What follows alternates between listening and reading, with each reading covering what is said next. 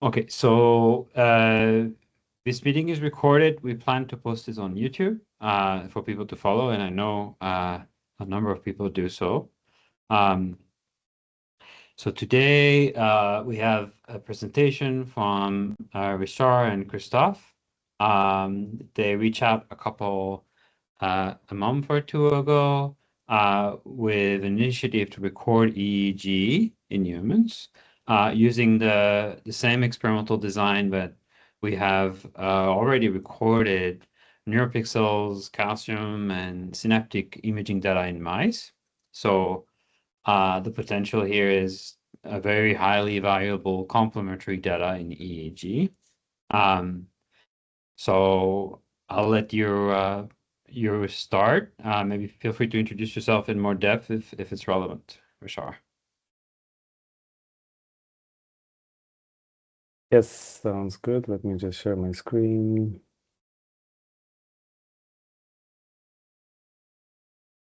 You can see it presumably, yeah? That's right. Great. Yeah, thanks a lot for this. So together with Krzysztof at some conference, we noticed that we are both co-authors on the OpenScope on the original review.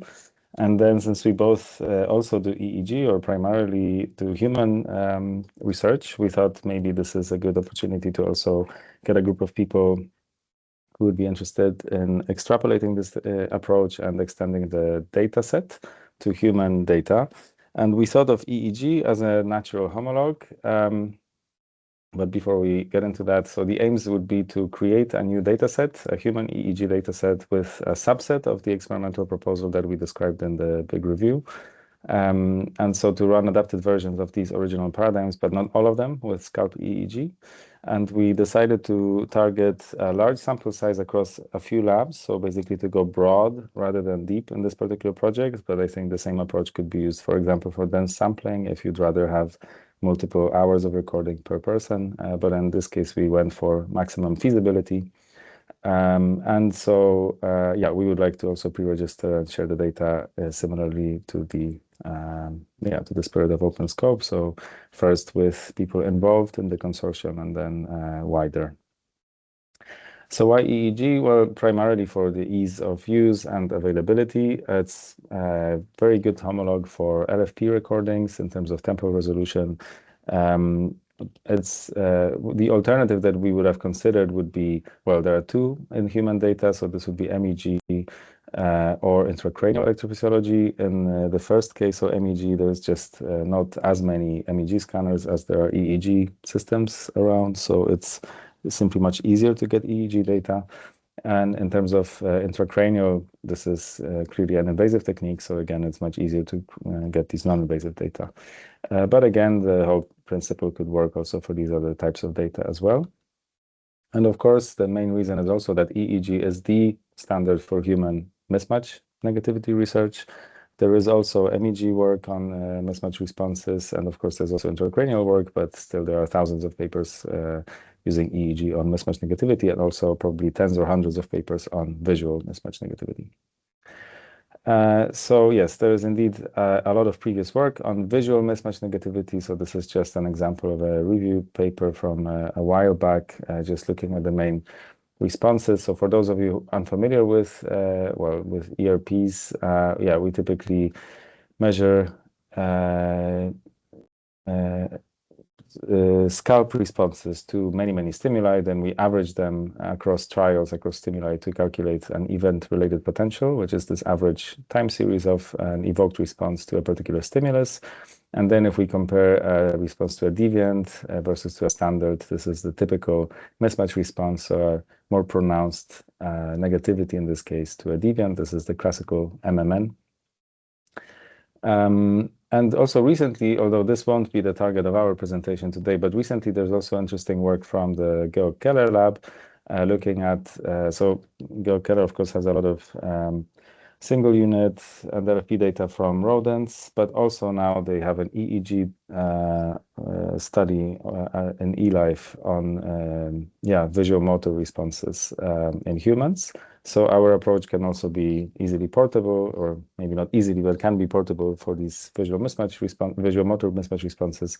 but that would require sort of a portable EEG setup with some position tracking. So for our presentation and for our plan, we have limited ourselves to these sensory mismatch responses that we described in the review. If there are any questions, please interrupt also. So do you mean that we had in our review, we had free context? So do you mean that you would not implement the sensory motor? Is that right? Yeah, so out of the 4, we decided to go for 2 for feasibility. Okay. Yeah, okay. I will get into this. Yeah. Okay. Yeah. There's also quite a lot of nice work comparing rodent with human mismatch responses, maybe more in the auditory modality than in the visual modality. But for example, this paper is a nice review and also like an empirical study in the same paper that looks at rodent EEG, so rat EEG, and compares different characteristics of mismatch responses to human responses. So there's quite a lot of evidence for homology of these species.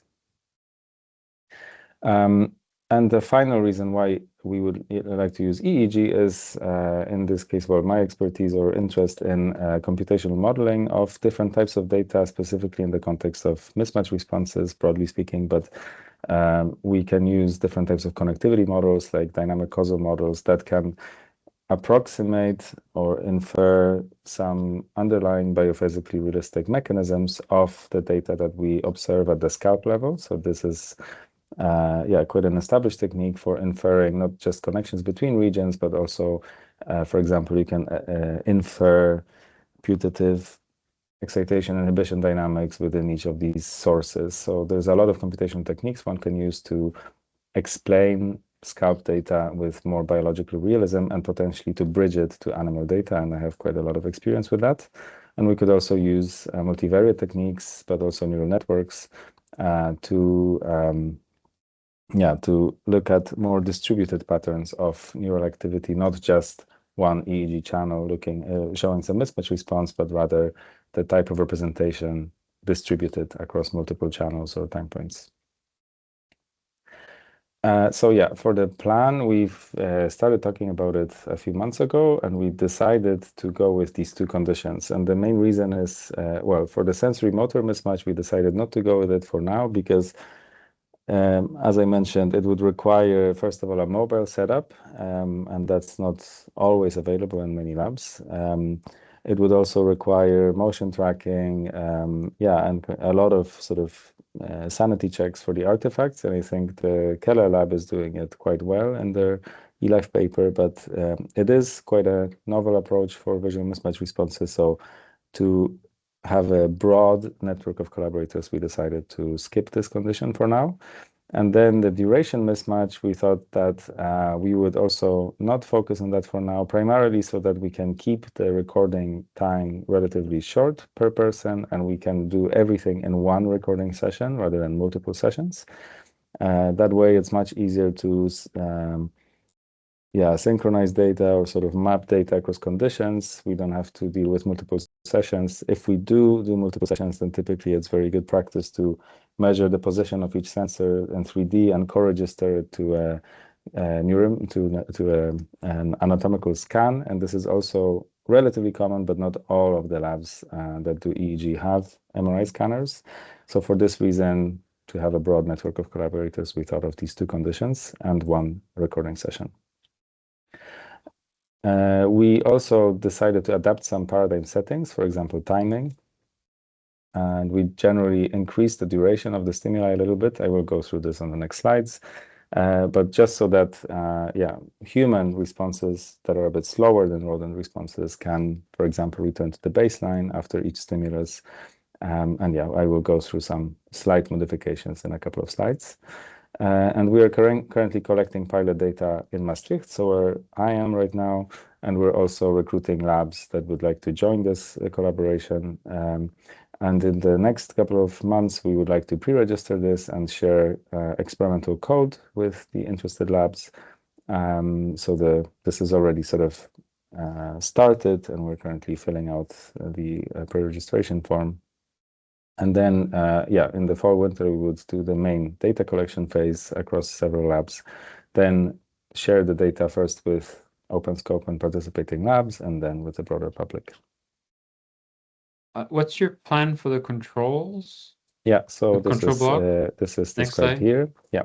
Okay. So this is a rundown of an entire session. It takes under 2 hours of EEG recording per person, plus some preparation and consent and questionnaires and so on. So in total, under 3 hours in the lab, which is standard for most labs and for sort of minimal ethics applications.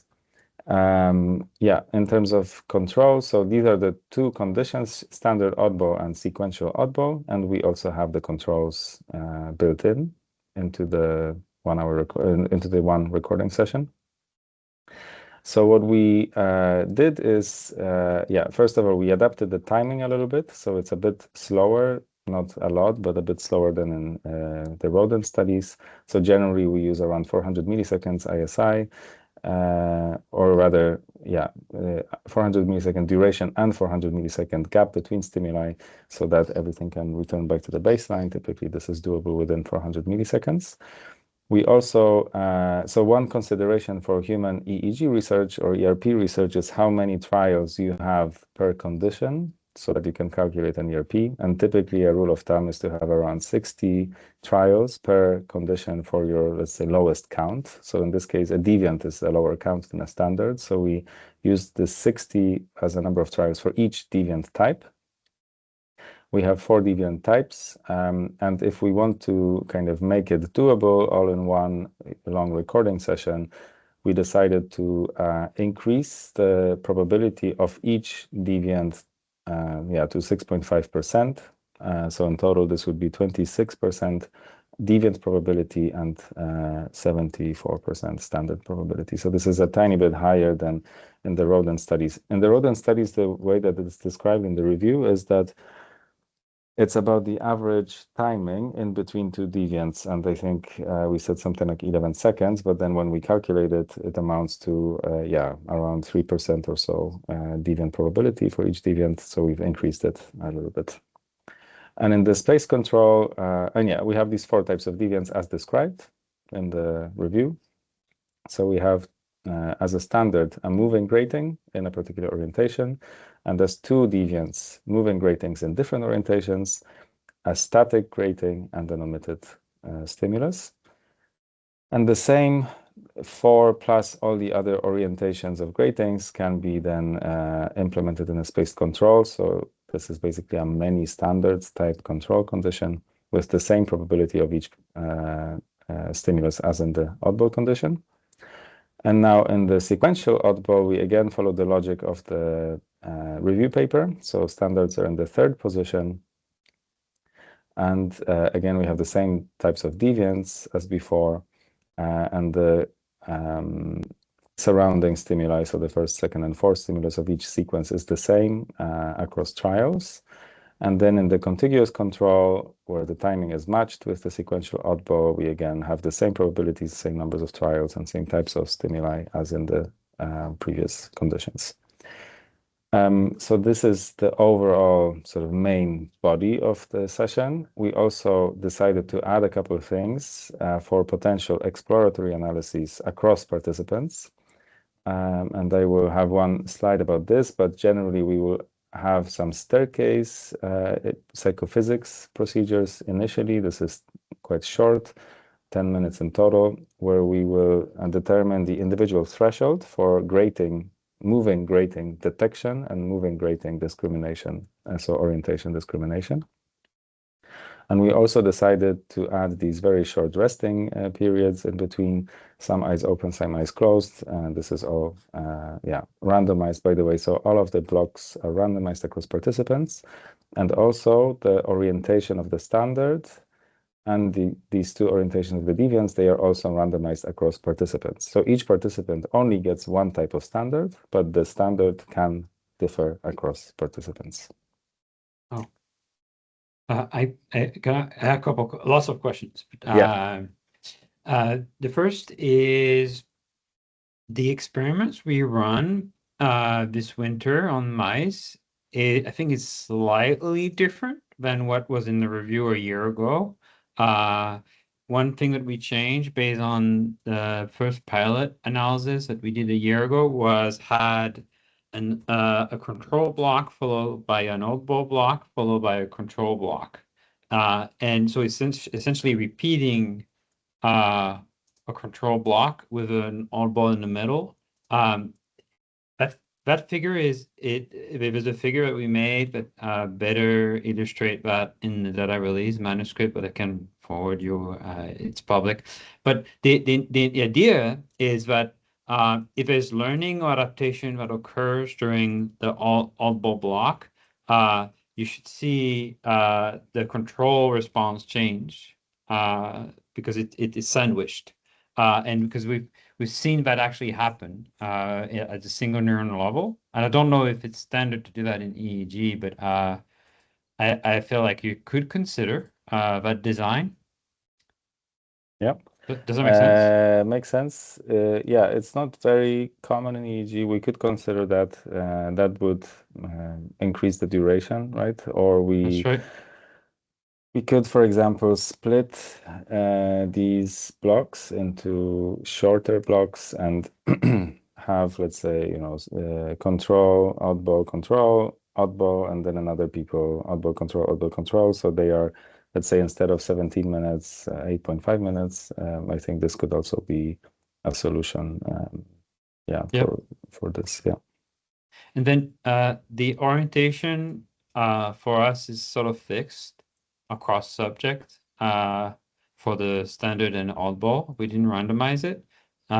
You have many more subjects than we have mice because, in humans, you don't have to do surgery, so it's probably helpful there. But in mice, I don't, it's probably less strong in humans, but in mice, the forward motion and the vertical motion of drifting gratings have been shown to have very different recruitments of inhibitory neurons and pyramidal cells in V1. I don't know if it will show in EEG, but it's part of the design, but we have this specific orientation. So this is something that I saw in the initial pilot data, that indeed some of these gratings, let's say, evoke stronger responses than others. Yeah. And for that reason, to kind of make it a bit more, similar to typical human EEG work, we decided to randomize it, but we can also skip that decision and sort of fix it as we, because originally we were planning to fix it, and then we Yep. saw these big differences, and then we thought, okay, let's randomize it just so that people don't don't kind of interpret these responses as very stimulus specific in humans. But actually, if we have this design that you mentioned, that we have a control block first, I think that could also alleviate that problem in a way, because then you look at sort of control versus control, and then oddball versus control. So we could unrandomize that. Yeah. Yeah, the only thing is that we would also need to keep in mind the overall length of the paradigm, right? Because we're kind of on the edge of what is, bearable to human participants. So yeah, just need to take that into consideration. And I guess that many of these decisions that we made along the road are kind of driven by the necessity of this being, the fact that we need to have this below 2 hours overall, right? Yeah. So far, I think if we simply split the duration of each of these blocks into two, right? So we have like two shorter blocks, that doesn't increase the duration. And I think not randomizing also doesn't increase the duration. So that should be fine. Yep. Jérôme, do you have any other questions at this point? I'm thinking it through. Yeah. Maybe you have more slides, feel free to continue. Yep. All right. There's one, maybe this is also something to clarify, because I wasn't sure if this is then the final design or not. So the way that we described it in the preprint was that the deviance across these two contexts, so the standard oddball context and the sequential context, was matched for average timing. This was on average every 11 seconds in the preprint, but not necessarily for orientation, or specifically not for deviant probability or stimulus probability. So what I mean by this is, for example, in the sequential context, one trial, so to say, so one sequence plus a gap is longer, right? So it's 1.1 second according to this, than in a standard mismatch, which is 0.687 seconds. So one deviant occurring every 11 seconds here means that there will be more trials every 11 seconds than in this case, right? Because here the trials are longer, so there will be fewer trials. And this means that the deviant probability is higher in this case than in this case. And in humans, and I guess also in rodents, mismatch responses depend strongly on deviant probability. So the more probable the deviant is, the weaker the mismatch response to the deviant. So for that reason, we decided to match deviant probability, but not the average timing or stimulus probability across these two conditions. So this is one sort of consideration. And another one is that now in the sequential context and in its control conditions, so this contiguous control, they basically have a structure A, B, X, D, where A, B, and D are matched or fixed as a standard, and the X, the third stimulus, can be a standard or a deviant. And so here in the contiguous control, we also matched this structure. So now in the contiguous control, A will actually be always the same as A in the sequential context condition. B will also be the same. So this is different from this plot, for example, because in this plot in the preprint, the second condition is different across the sort of target condition and the control condition. And so basically only the third stimulus will differ between them. So I don't know if you have any thoughts about that, so that we match the design to the rodent study, but at the same time we don't introduce potential confounds that we would like to So avoid. you randomize the third orientation. Is that right? Yeah. Yes, exactly. Yeah. It's a different control. That's right. I think it's a valid change. I think we haven't analyzed the randomized sequential control block in the mouse data yet. Yeah, so maybe we can also check in while you do it. But I think for human work, this would be the typical implementation of that, right? That if you have a sort of sequence as setting up a source of prediction, then the sequence should be the same for the control condition, and it's just the stimulus that you are predicting or violating that prediction in this condition, this stimulus should be randomized in the control condition. That's how we thought about this for the human study. Yeah, I have to think deeply about it.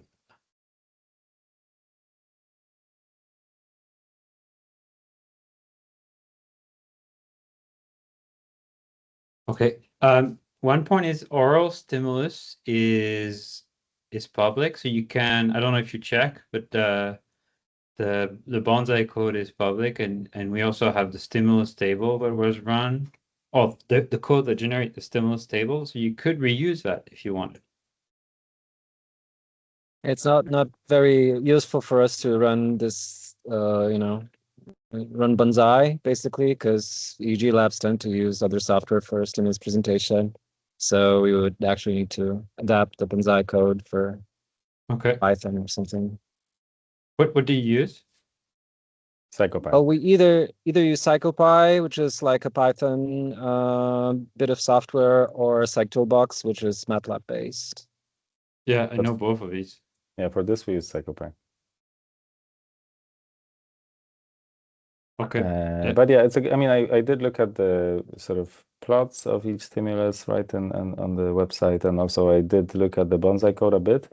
But in this case, we well, yeah, I just thought that the control could be cleaner if the neighboring stimuli are kept fixed across both conditions. But you wouldn't you need both? Because the way we do the sequential randomization is you characterize the response to individual drifting gradings in isolation of the sequence. I think that's why it was done this way. Yeah. It- You can still, use it, let's say, as a localizer in the human study, because you will still have all the possible orientations in this position, right? So you can still look at anything like population tuning responses and so on to this stimulus. It's just that the context stays the same between the two conditions. Yeah, because in mice there's such a rich literature of orientation tuning. Yeah. So that I think we really wanted to characterize this in outside of the sequence context. Yeah. Yeah. I mean, in I think- humans, it's also possible to do population tuning responses. There's a lot of literature on that as well. But yeah, maybe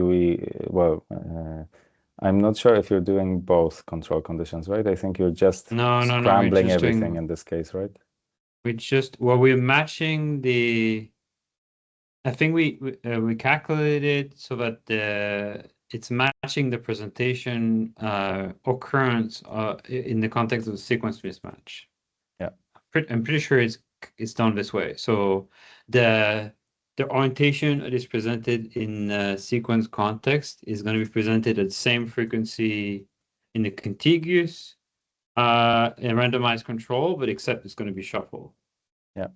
So it's just a different number of trials. Yeah. Yeah, and that's why it's shorter, right? And I think That's right.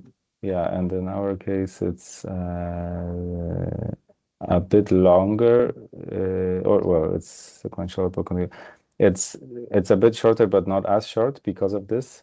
And in human EEG, maybe the problem is that you maybe don't have as much in rodent responses, right? Like if you record from a single neuron and the previous one, for example, doesn't care about the frequency, then you don't really have a baseline issue. And even if it does, then it goes down so fast to the baseline that you don't have this big baseline shift. In human responses, the responses are much slower. So Yeah. if the previous stimulus is different here and here, then you have a different in baseline. And if you have a difference in baseline, then the mismatch response can actually be different, but this is an artifact, right? So that's why we thought it's more important to keep the baseline constant and just manipulate, the stimulus of interest, let's say. So That makes a lot of sense. Yeah, this could be, let's say, a human, a unique aspect of the human data set in this case. I mean, I will go through the analysis steps in a bit, so I will show you what can be mapped and what not. Yeah. But this could be. In retrospect, you probably could have considered those two controls for the mice. I think it's a good point. Yeah. Right. Yeah. Then these are some pilot data. They're, just very initial. This is just the first principal component, which explains a lot of the variance. The topography looks meaningful because usually human visual mismatch responses have this occipital topography. It's not, let's say, as in auditory mismatch that is mostly sort of central, but it's much more posterior. So here this is front, back, left, right of the scalp.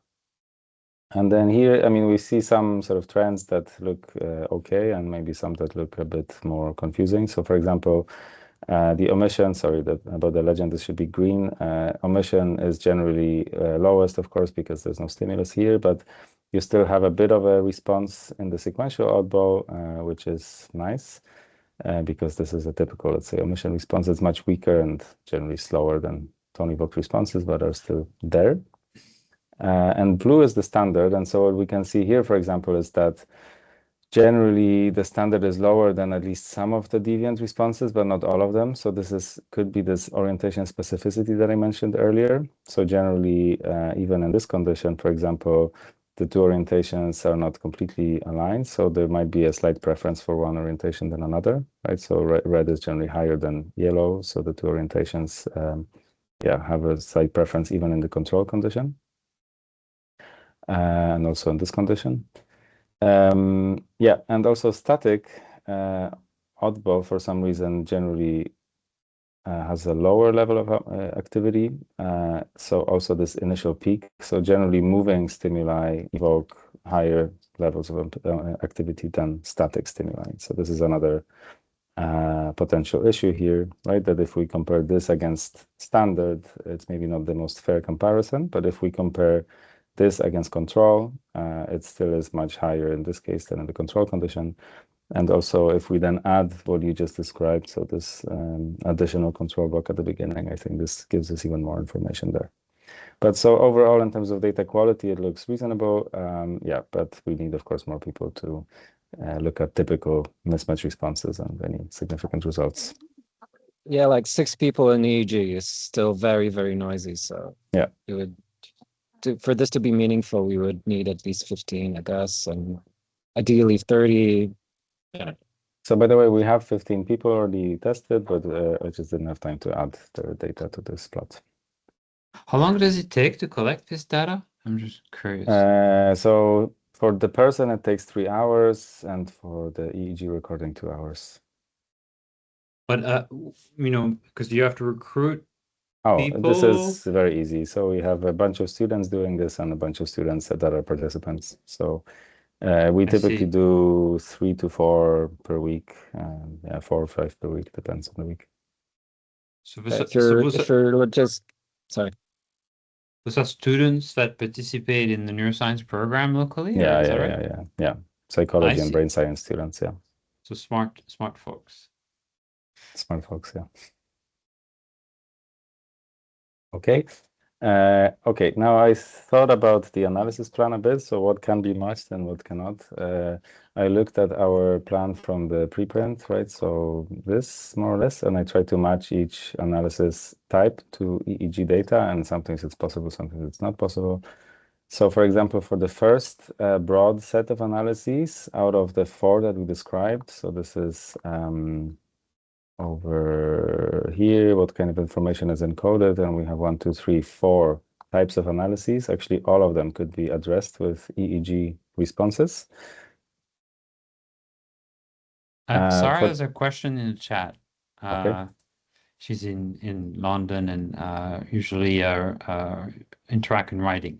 A naive question: Does one not calculate the stimulus evoke difference in the EEG data to account for shifts in baseline? A stimulus evoked difference in the EEG data to account for shift in baseline. You can see in the chat. Stimulus evoked for, between which conditions? You mean the standard minus the deviant, or I'm not sure. I think she's trying to see, how do you separate the response to the deviant from baseline change? Yeah, pre-stimulus versus post-stimulus. So for instance, in individual neuron, in mice, we look at the stability of the neurons just before the presentation, and I don't think you can do that, right? We do the 100 milliseconds before the stimulus. That's the most common baseline, or you can do, let's say, plus minus 25 milliseconds. So in humans, the first cortical response to a visual stimulus is around 70 milliseconds after stimulus onset. So you could, in principle, use plus minus 50 milliseconds as a baseline. Yeah, but the thing is that you would necessarily need to have don't have any stimulus at the baseline epoch to make it work, right? And so if you have a pre-stimulus activity that is always the same, then that's okay, because the baseline will be always the same. But the problem we identified here is that if you have a stimulus evoked activity that is to a, let's say, vertical grating here and to a diagonal grating here, then you have different baselines. So then these evoked responses are not comparable anymore. And that's quite a well-known issue in EEG, that stimulus responses are long and slow, and so the baseline can be contaminated. I think this is a case where different recording modality influence your thinking. That's right. Yeah. So I have a question on the previous slide before you jump in. In this sequential oddball, you see the same occipital distribution as standard oddball? I've done one PCA for all of them together, right? So this is just a PC for all of them. Yeah.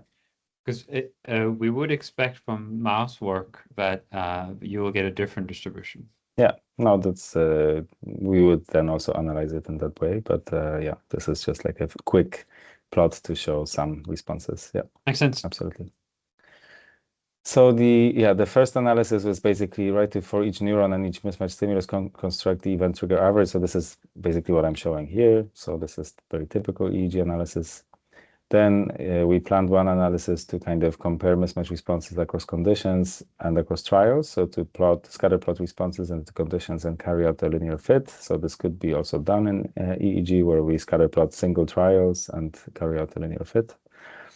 We could also compare responses to different mismatch stimuli. Well, this is again just this analysis, so typical mass univariate ERP analysis. By mass univariate, by the way, here I mean that we typically then not just analyze one electrode or one component, but rather all electrodes and all time points and do correction for multiple comparisons using cluster-based statistics.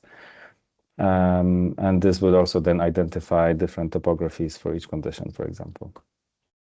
And then the fourth analysis would be decoding performance information encoded for mismatch stimulus.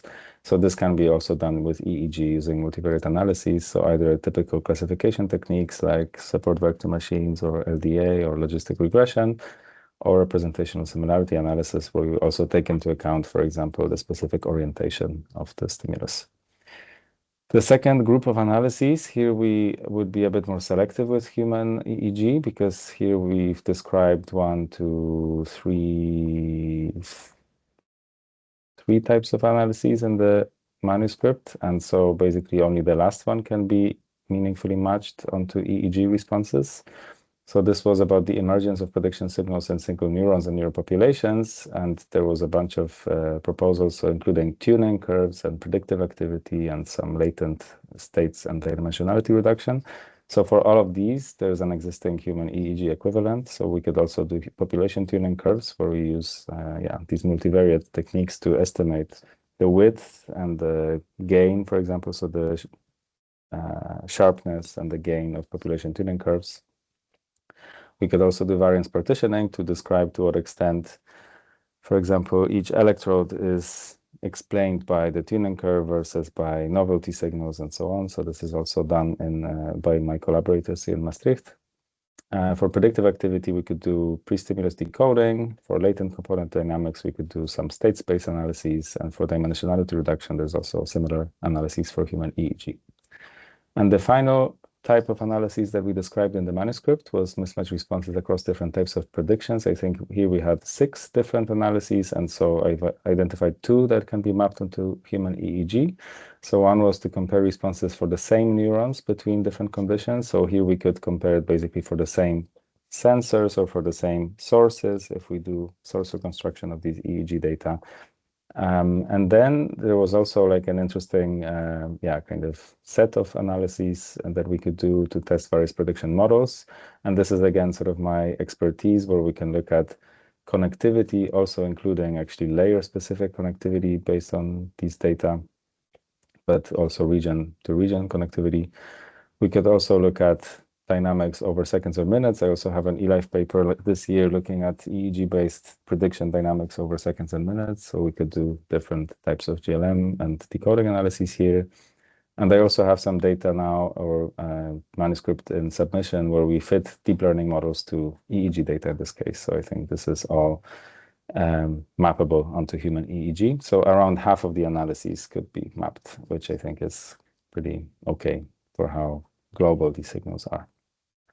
But you couldn't do layers, right? You could just reach. So you infer layers using Bayesian models of biophysically realistic models of EEG data. It's not. I see. It's not. You can't pinpoint exactly the layers, but there are some validation studies showing that indeed we can infer some activity, layer-specific activity from the models. Yeah. Almost there. So we've also decided to add these additional measurements so that we can do some exploratory analyses across participants. And we focused on excitability as a, let's say, broad construct. So this can be then linked to things like gain, neural gain, right? But also to precision in terms of predictive coding. So here we decided to measure it in a few ways. So at the trait level, this is just a questionnaire that has these subscales of sensitivity to stimulation in general, and also attentional subscales. Then at the neural level, we included these resting state components because there's this now discussion in the human EEG work to what extent we can have a proxy for EI balance based on either the 1/f slope of a spectrum or peak alpha frequency. So each individual has a slightly different peak alpha frequency, and generally higher, faster alpha means slightly more inhibition. That's the story, at least. But also a flatter 1/f slope, which means higher power in the high frequency bands. That means noisier responses, so generally lower inhibition. And then behavioral excitability with these staircasing procedures. So we would have an individual detection threshold. So how weak or strong the stimulus has to be for the person to perceive it. And we also have an orientation discrimination threshold, which is about discriminating left versus right tilted gratings. And so then there are papers that infer individual excitability from these psychophysics metrics using signal detection theory. So that would be sort of a overarching idea for some individual difference analysis, whether mismatch responses are stronger for people with more higher excitability generally. And yeah, that's the last slide. So in terms of logistics, I mentioned already we have kind of a template started on OSF, and we are now going through the steps of describing the variables and the preprocessing steps and so on. But so there's a specific EEG template that one can follow on OSF that's already sort of pre-defined, and then one simply fills out these details. So this is quite standardized. And we also, in the EEG community now, there's a data format called BIDS, which is also a standardized data format that makes it very easy to do version control also on the data. So that can include both EEG data and all the metadata, like, for example, these questionnaire scores and so on, but also behavioral metrics, stimulus logs, and so on, all in a very transparent data format. Where would the data go? Is it Dendy or Open Neural? Yeah, Open Neural typically, or Open Neural, because they have better for EEG data, better infrastructure. Yeah, there's just more examples of that. So I think people generally then look for similar data on Open Neural. Yeah. So there's also a few others. I guess NeuroVault also has some EEG data. Yeah, that's. And just do like a Zenodo repo as well. Like as long as it's bits format, then it's pretty, well established around the world. Yeah. And for code sharing, we already have a GitHub that right now is just shared with, privately with people who are setting it up, but we can also very easily make it public. So yeah, that's my presentation. And yeah, if there are any other questions, I'm very happy to answer. I guess that we should also mention that we're still looking for labs that are interested in this collaboration, right? Yeah. So right now, besides the two of our labs, we also have one lab in Oslo confirmed. I also am in contact with one lab in France, and they are still thinking about it. We also identified one visual mismatch lab in Germany that could be interesting. Yeah, and so there's a couple options, but of course we're open also to people elsewhere. Sarah, is there any question in the room, or?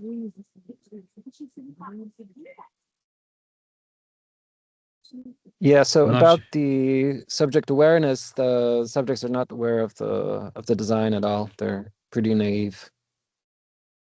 So what's the instruction, Rishad? They're just basically looking at, like, they're instructed to look at the screen, right?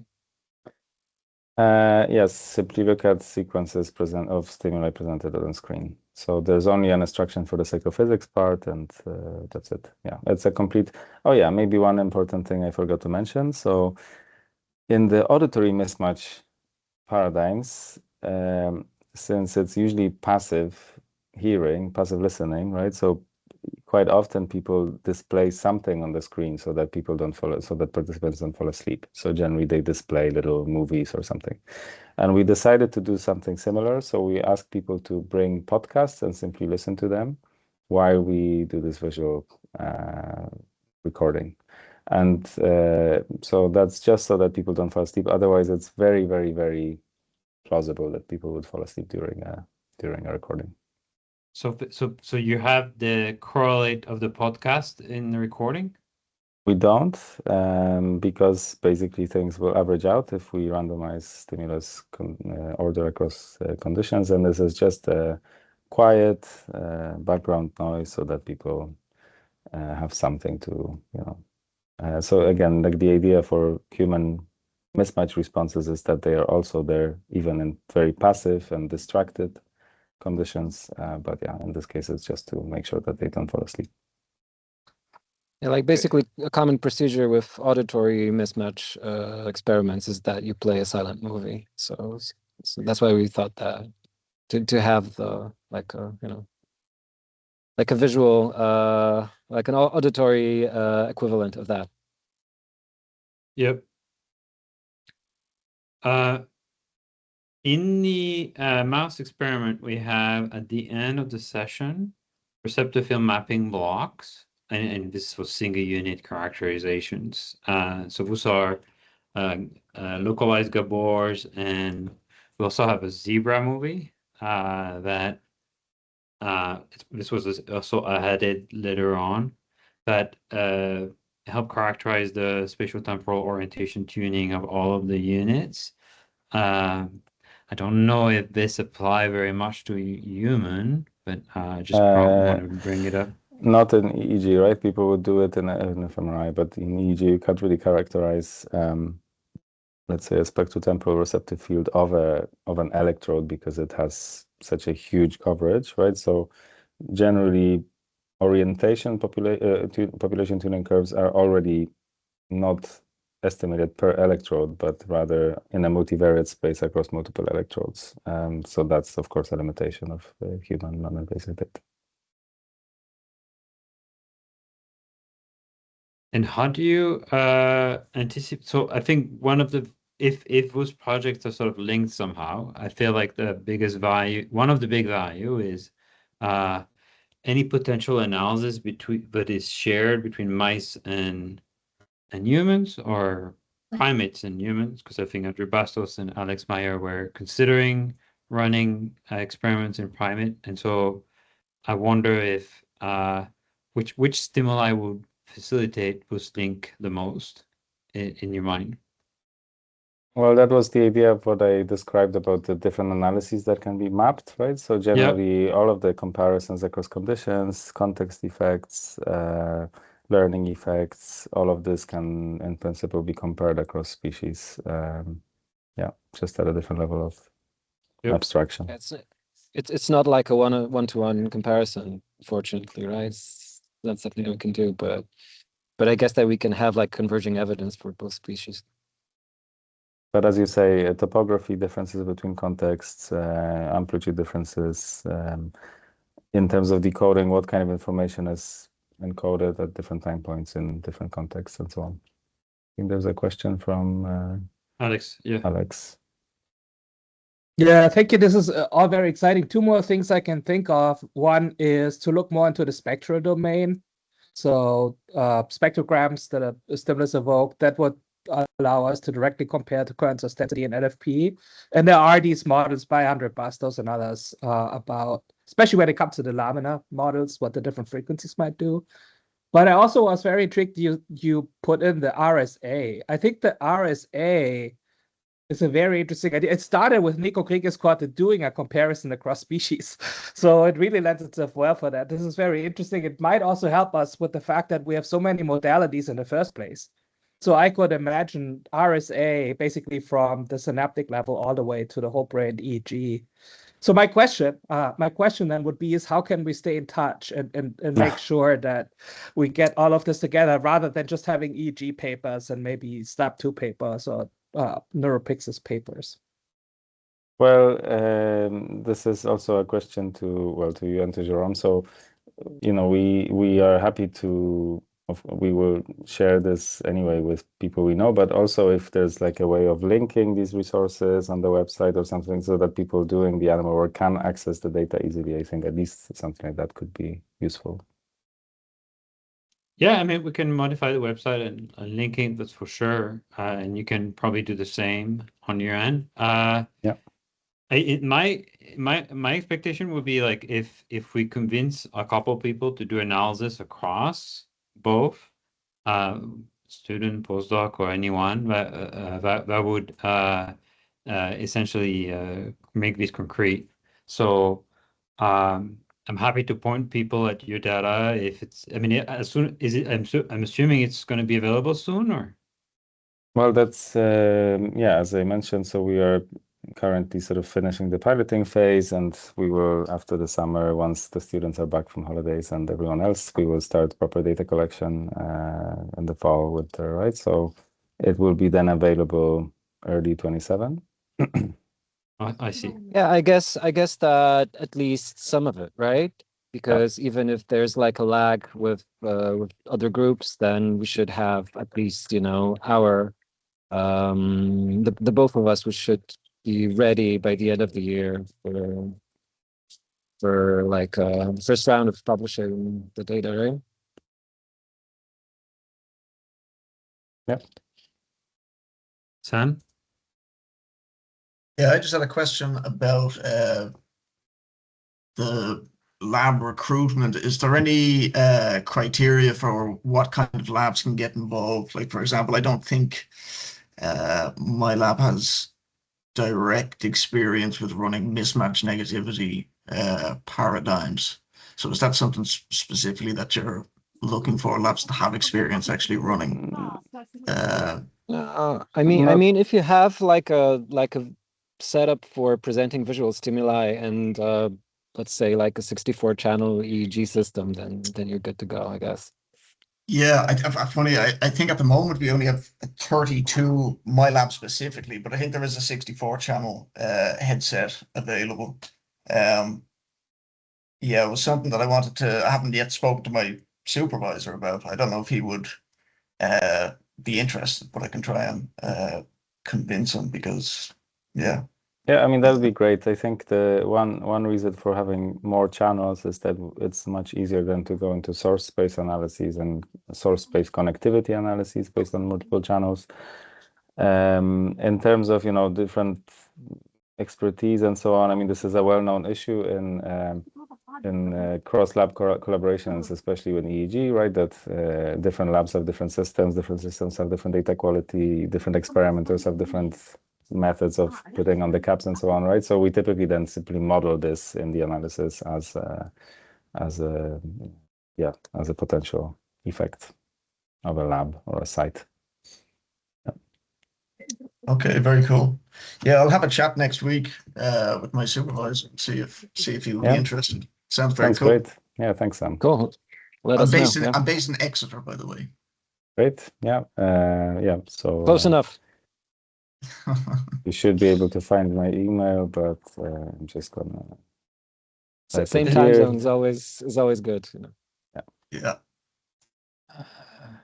In addition, if any of the students that you or postdoc, whatever it is you're doing EEG recording with, I think one way to keep the connection will be if they're interested in analyzing the mouse data to sort of understand the neuronal single unit aspect of it, and then and they can even analyze their own data to see how it relates. So I feel like we could have those because our data is already available and it's going to be finished this summer.